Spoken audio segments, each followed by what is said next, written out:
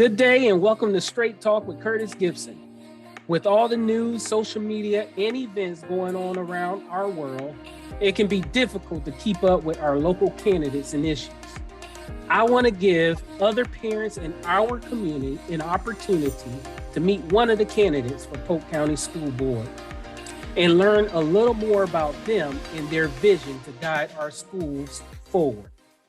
Please help me welcome Jill Sessions, candidate for District 7. Hi. It's good to be with you again. I think we did this in maybe early July. That's right. Yes, yeah. Good to see you again. Hope all is well. Yes. Well, good. Well, Jill, I'm going to give you this opportunity to give your opening statement. Okay. Well, I'm Jill Sessions, candidate for Polk County School Board District 7. I'm the mother of 3 adult children. They're all in their 30s. I don't have any grandchildren yet. I worked for corporate America for almost 30 years, and the last 11 years I have worked for local government. I'm also a college professor. I teach online college economics.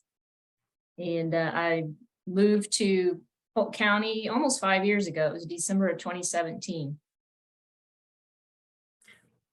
Wonderful, wonderful. Well, I have to ask, Jill, what's one fun fact about you that no one knows? Well, probably my closest family members know it, but I've always wanted to be a cartoonist. So when I was about 2 years old, I used to draw, and my mother thought I was tracing. I guess I was a pretty good artist. And so I also, I was a young mom, so I used to do arts and crafts with my kids, and they all inherited the art gene from me. And another funny thing I think is that I always encourage them to color outside the lines. Oh, yes. A true artist doesn't care about lines. Yeah, there you go. Well, I'm pretty sure you've been asked this question probably 1,000 times, but why are you running? Well, I decided to run for Polk County School Board to use my skills and experience to help improve the system. Once I moved here, the more I learned about it, the more I thought, you know what, I think I can get in here and help.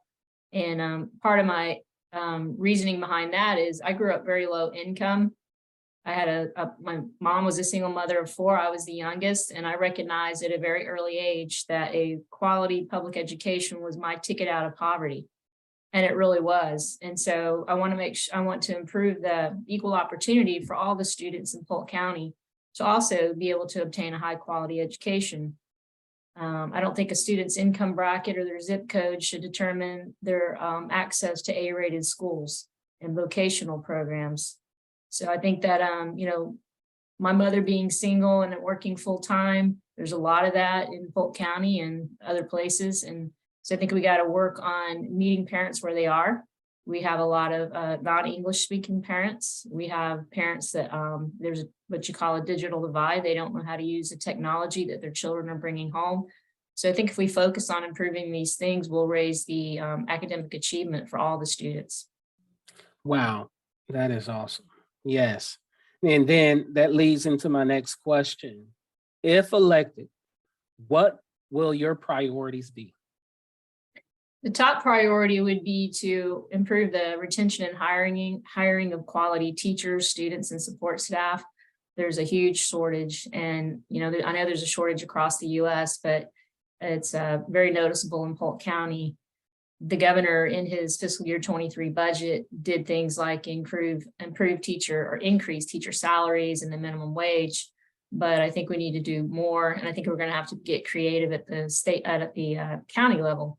I hear people say that that's not the role of the board, but I'm one of those people. I seek solutions. So one of the things I would like to see is the pay grades index to the cost of living increases or inflation. I don't think any employee should go without a raise any year because it just puts them behind. We've seen what inflation is now. So if the pay ranges, the brackets were indexed, they would go up when inflation's up, and they might stagnate if there's no inflation. But that's something that I see in every industry, so I'm not sure why it's not available for teachers. And then the second area that I think needs drastic improvement is the academic achievement of Polk County. For many, many years, Polk has rated the bottom 15 of 67 counties in Florida academically. Very low achievement at grade level for students in reading, writing, and math. And that really puts them behind when they go into either college or the workforce.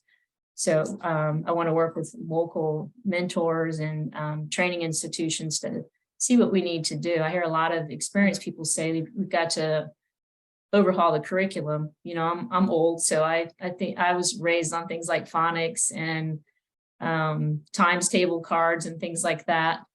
So that might be going back too far, but we got to figure out why students are not achieving so well. I know some of the things I said about reaching the parents where they are will help with that.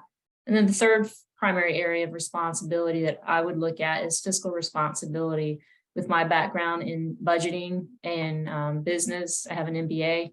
I really want to get in there and look at how money's being spent. Is there accountability in contract awards and contract management? These are things that I've done for the city of Tampa that I went in there and just started scrutinizing things and looking at process improvements. And people thought I was some kind of miracle worker because I could find money to spend for things that were needed. And, you know, I know sometimes with government, it's bureaucracy and things like that that keep money from being spent efficiently or where it's most needed. So I would love to get in there and improve that. Wow, that's awesome. Now that leads to this next question, you know, because we need to clear the smoke that's out there about your experience. So, and you said a whole great deal about what you have done or what you're doing now at your current job, but let's talk about your experiences and skill sets have best prepared you to serve on the school board. Well, to be more specific, I was a budget analyst for TICO, and their budget was nearly $3 billion. So the budget at Polk County Public Schools is it's $2.2 billion and growing.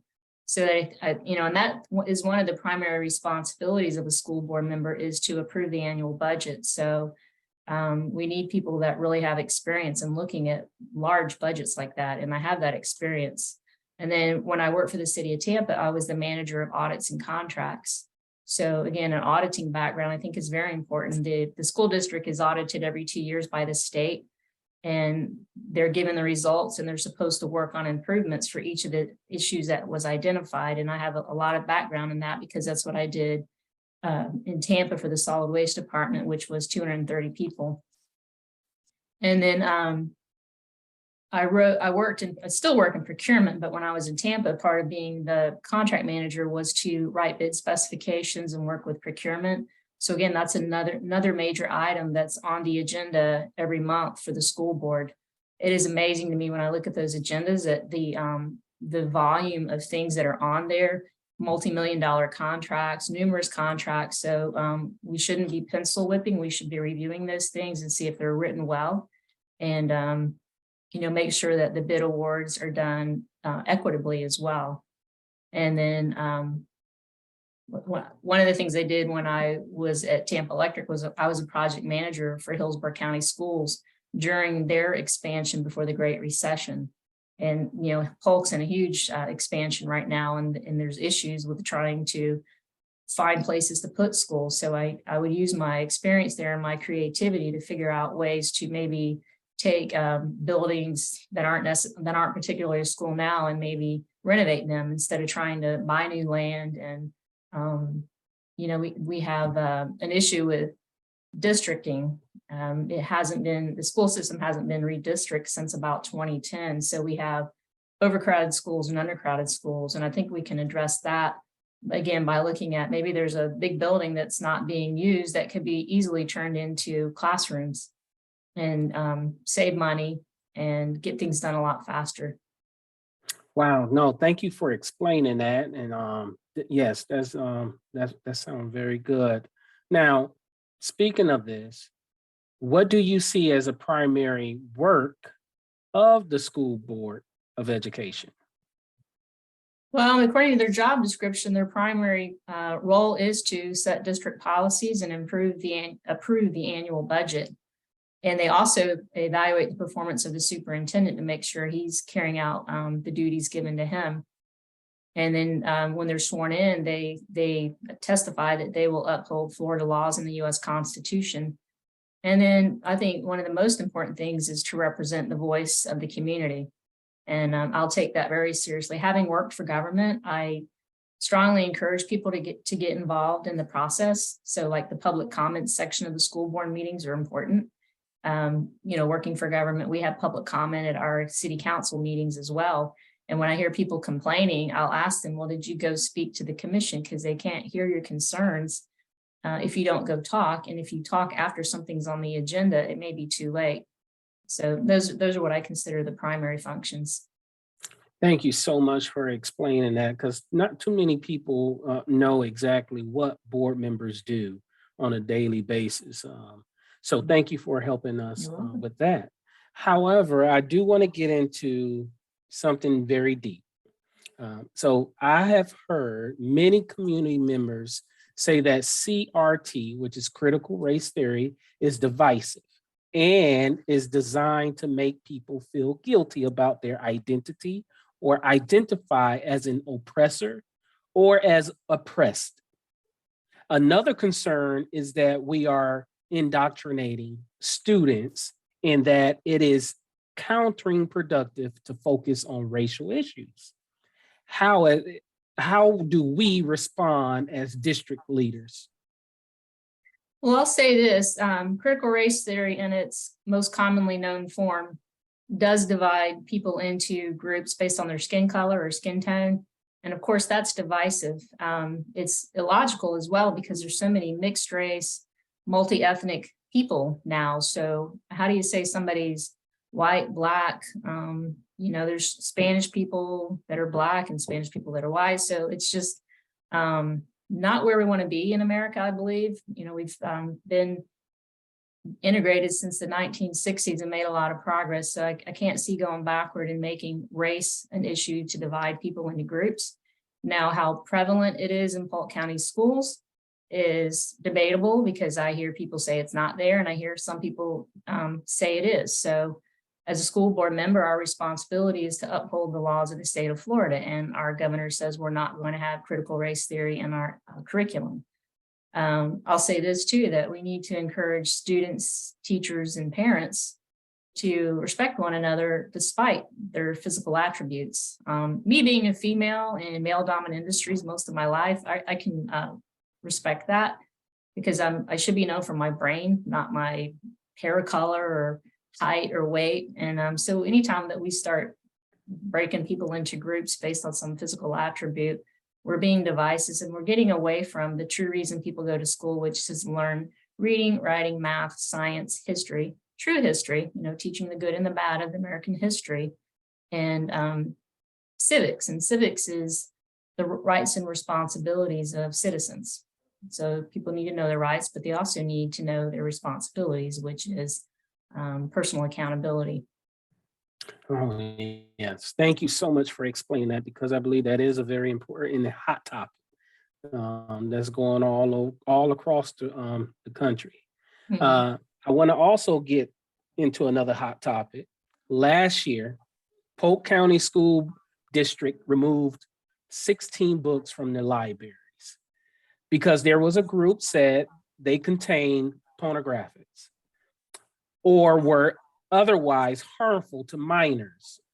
There was 2 committees that were formed and reviewed all 16 books, and the committees recommended keeping all 16 books in the school systems here in Polk County, but with grade level restrictions on some of them. What is your stance on banning books?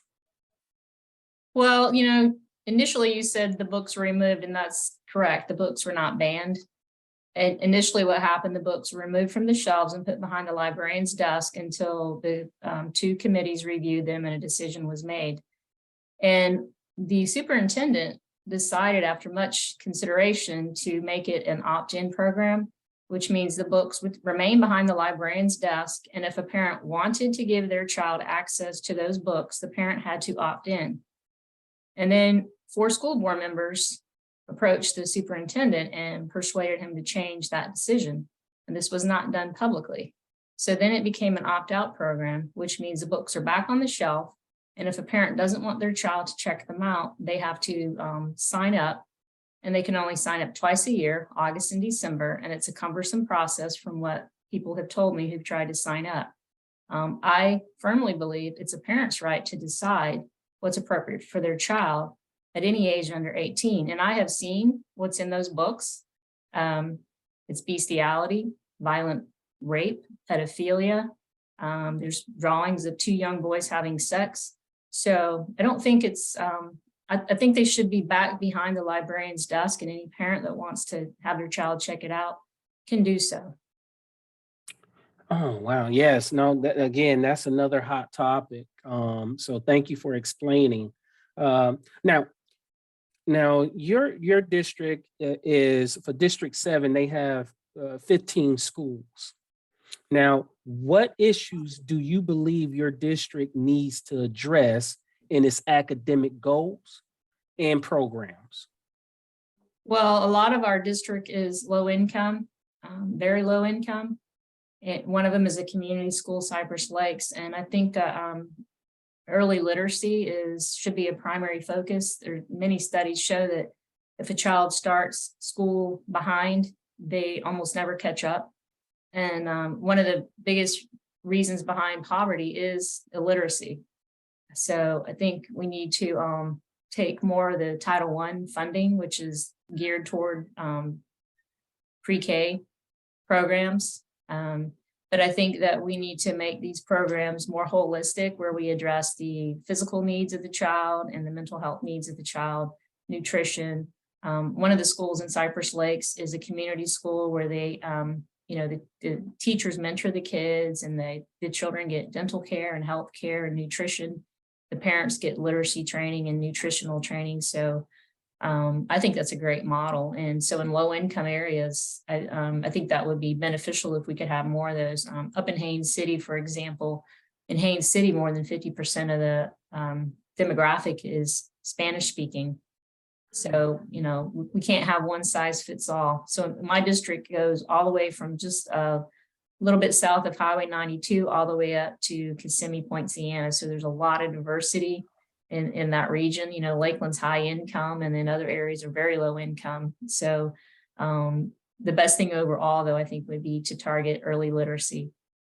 Wow. No, thank you for explaining that.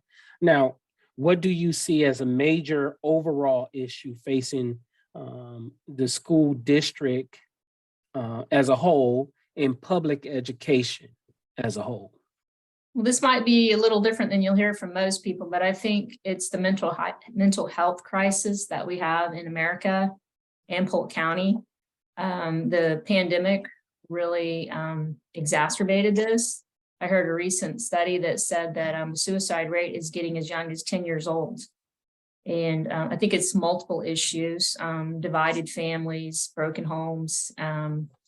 When they were home for almost 2 years and not going to school or had to wear a mask, it really, children lost their identity and they weren't communicating as well. Now they're coming back to school and they're behind. There's a lot of them that are not achieving at their grade levels. So I have a real passion for the mental health community. I have a daughter that was diagnosed as bipolar almost 20 years ago. So I dove into it and learned a lot about it. I didn't really understand all the different mental illnesses. And I took a course called First Aid Mental Health. It's for first responders to actually recognize things like when somebody's severely depressed or having a schizophrenic episode, or, versus maybe they're on drugs or having low blood sugar. I know teachers have a lot to do, but I know they also see the children who really seem like something's going on. And I know that the school systems don't have enough resources to deal with that on their own. The counselors are teaching classes, the psychologists are teaching classes. So we're going to have to reach out to our local community. We do have some programs that are available to the schools now, like Idols Aside Ministry. And I just heard of one last week called Leverage that works with at-risk youth. There's a lot of faith-based programs that are available. And these programs are proven to work. So I really believe that a big reason behind the school mass shootings is a mental health issue that went undiagnosed. So I see that as the primary crisis in the schools across America. Wow, yes, no, that's definitely yeah, yeah, tough, and I agree with you. You need to work a little bit more harder for that. Yeah, and Um take away the stigma. There's even adults, they may not recognize that they need some help. I forgot to mention that I volunteer in Celebrate Recovery, which is a free support group for people with hurts, habits, and hangups. And you hear that and you're thinking, well, who doesn't have those? But a lot of people don't realize how much their childhood baggage affects their life as an adult. So it's a great program. I learned about it about 4 years ago. oh wow. It's Wow, all over interesting. Polk County. Oh wow. Oh, Mhm. well, thanks for that. You're Now, welcome. I have to ask, tough question. Why do you think you are better or a better candidate than your opponent, Lisa Miller? Well, one of the primary reasons is the extensive, broad background I have in business. And again, Polk County is such a large employer. It's the largest employer in Polk County with one of the largest budgets. So we need strong business acumen, but also I'm an educator, so I'm well trained in online learning platforms, which is the way that the school's going. So when presentations are brought to us to evaluate for effective systems, I have experience in knowing what types are effective and what are not. Um, I think, again, one of the most important things, again, is my passion for the underprivileged students, because I was one. And it seems to be like at times people just brush them under the rug and think, well, if they get out of here with a diploma and that diploma says that they're not even performing at grade level when they graduate, I think that's a disservice to the student and the community. So I don't write people off. I was a big sister in the Big Brother, Big Sister program for a few years, and it taught me a lot. This little girl was very intelligent, but very broken family. Her father was in prison. And so when you do the Big Sister program, you take your talent. So she and I were both artistic. So we used to do arts and crafts at the school, but that little bit of personal time each week with her really helped her stay focused on her studies and get her focus off of the junk that was going on at home. And so I think that's something that's unique about me. Wow. Well, I can share. I did have an opportunity to also be, someone who serviced me as a big brother, big sister. I was in that program, and I had a gentleman. He used to take me tutoring, and we used to also at this tutoring location. It used to be like these old computer games. I don't know if you remember. Well, you remember them old computers, and the Apple and all that. Mhm. We used to play, look, educational games. So it was You don't look really, old enough. I, I know that's what I'm like. Well, thank you for that compliment. I'll take it.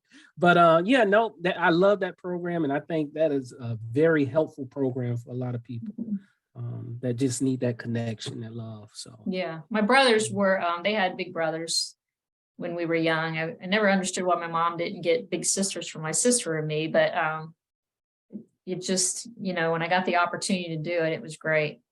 yeah, oh yeah, yeah, for sure. Well, now we are into the closing statement. This is your opportunity, Jill, to speak about whatever you would like. I will ask you, let people know about the voting, where they can go vote or what the time frames in voting. Just share that, and you got the floor. Okay, well, if you want to vote early, which tomorrow's the last day, go to the Supervisor of Elections website, and you can go to any location, and there are 9, so you can find which one's appropriate for you. I can tell you it's going to be crowded on election day.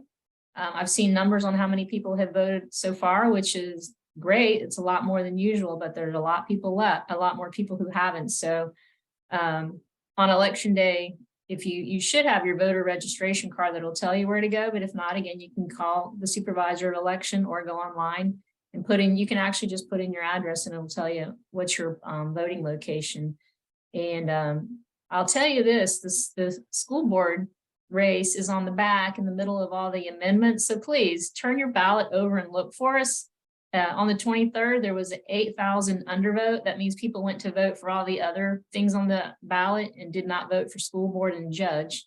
I don't know if it's because it's nonpartisan and people just vote straight party ticket and they just didn't know what to vote, or if they just didn't look that far down on the ballot. So please, I think school board is one of the most important races, and get educated on the candidates. And, through watching these videos, it helps, and decide which one best represents your values. And thank you. My website's jillsessions.com. Awesome. Thank you again, Jill Sessions, for agreeing to speak with me. Your decision to run and commitment to serve is already a great token of your care for our communities and institutions. So I want to wish you, you're welcome, and I want to wish you well as you continue to close out your campaign in the next few days, and wish you great luck should you be afforded the trust of the voters to serve. Now, you, the people who are tuning in, I want to thank you for tuning. I want to thank you for following. If you have a child, a grandchild, a godchild, a niece, a nephew in Polk County school system, please share this discussion. If you know a teacher or parent in Polk County school system, share this video with them. My hope is you'll walk away with a better idea about who our local candidates are and how they will lead. Check us out on our Facebook page, Curtis Gibson, and subscribe to our YouTube channel, Straight Talk with Curtis Gibson. Thank you so much. Thank you, Curtis.